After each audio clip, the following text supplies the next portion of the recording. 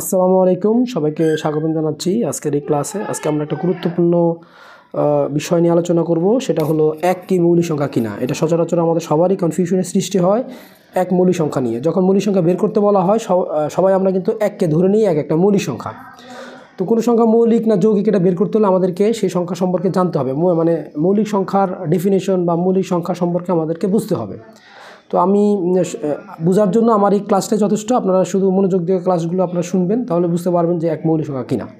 তো মৌলিক সংখ্যার দুইটা ডেফিনেশন আছে, আমি ওয়ান বাই ওয়ান করে আমি সংখ্যাগুলো বলছি, আপনারা মনোযোগ দিয়ে শুনবেন।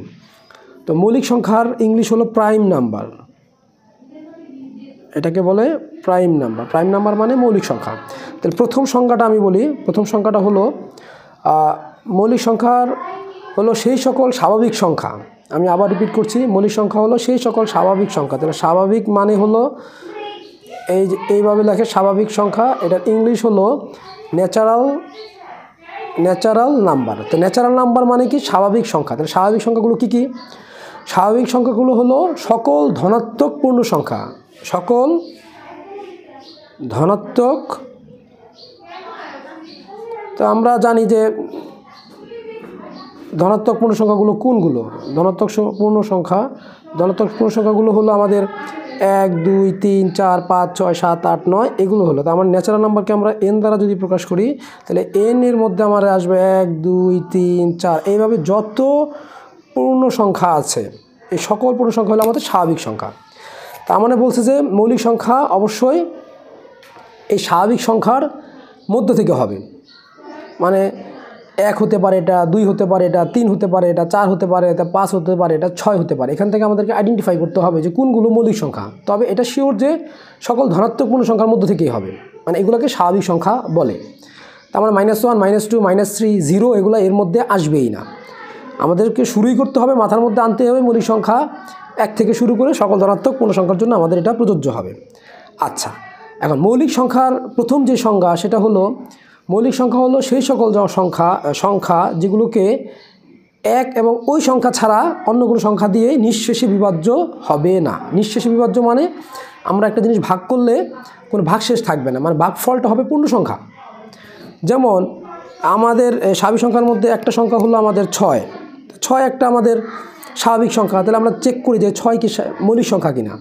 তো মৌলিক সংখ্যার প্রথম সংখ্যা মতো আমাদের হলো এই সংখ্যাকে 1 এবং, যেমন 1 দ্বারা যদি আমি 6কে ভাগ দিই, তাহলে আমরা পাচ্ছি 6 1 6। তার মানে এটা কোনো ভাগশেষ থাকে না, মানে এটাকে নিঃশেষ বিভাজ্য এবং এটা ভাগফল একটা পূর্ণ সংখ্যায় হয়। আবার 6কে কিন্তু আমি 6 দিয়েও ভাগ করতে পারি, 6 1 6, ভাগশেষ থাকে না এবং ভাগফল একটা পূর্ণ সংখ্যা।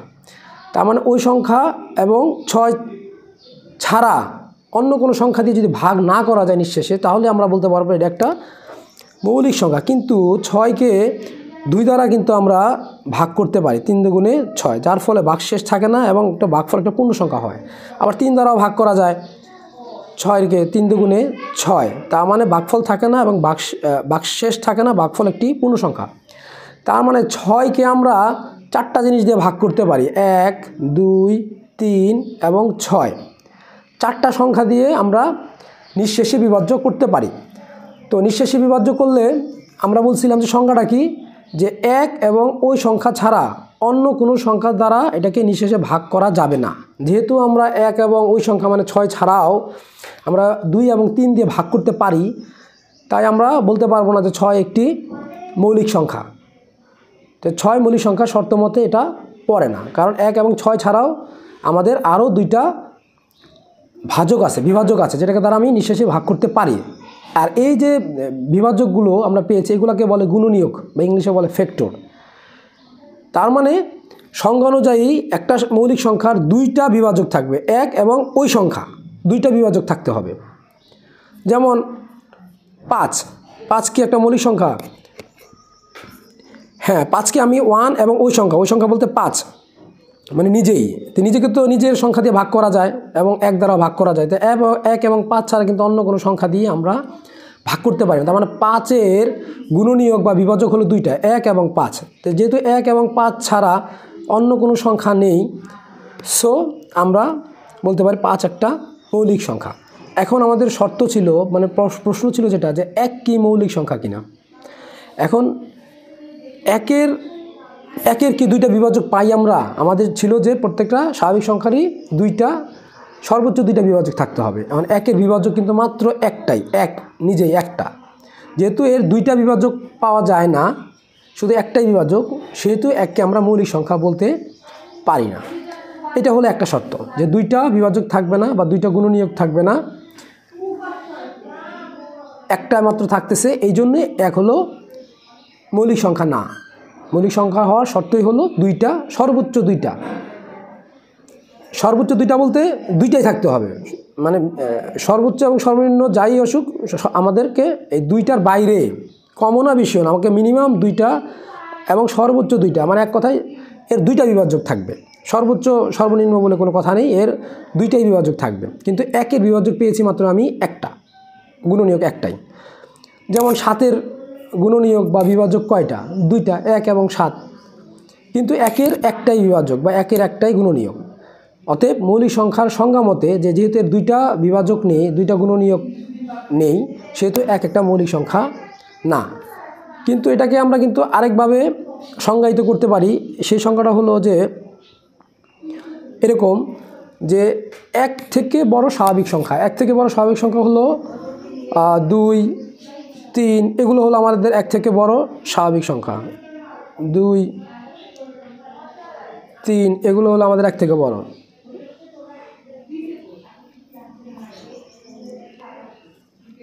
2, 3 এগুলোর জন্য আমাদের প্রযোজ্য হবে।